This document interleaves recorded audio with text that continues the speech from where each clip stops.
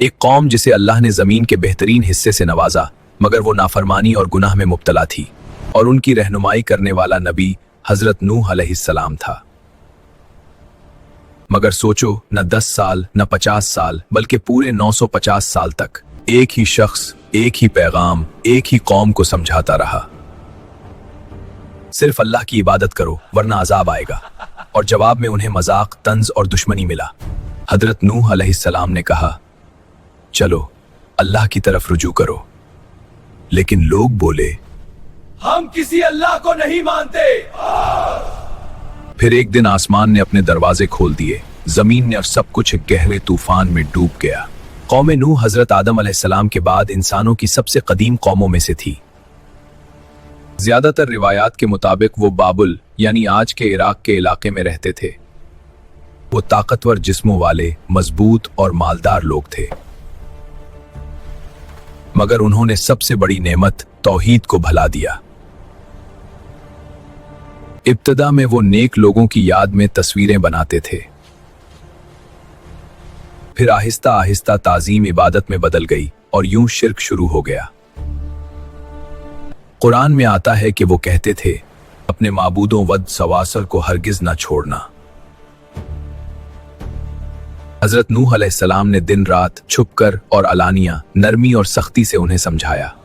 حضرت نوح نے فرمایا، اللہ سے توبہ کرو، وہ تم پر بارش برسائے گا۔ حضرت نوح نے فرمایا، مال اور اولاد دے گا اور تمہاری طاقت بڑھا دے گا، لیکن قوم نہ مانی۔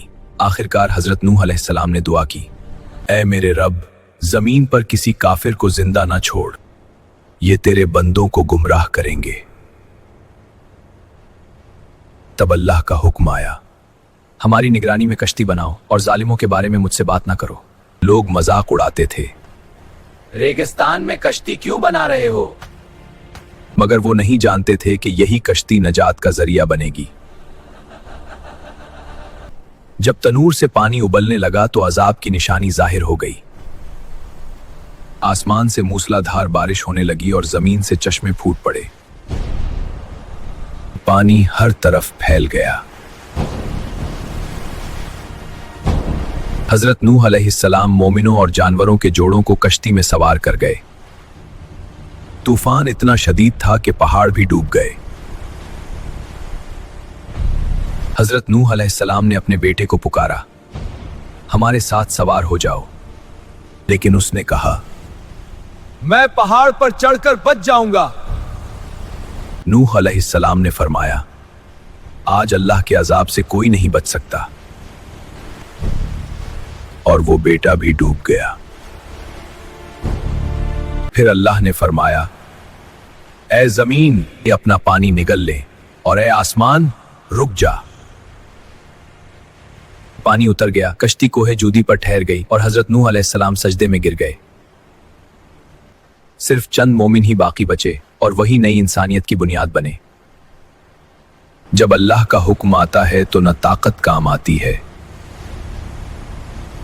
نہ مال، نہ غرور، نجات صرف ایمان، توحید اور اطاعت الہی میں ہے۔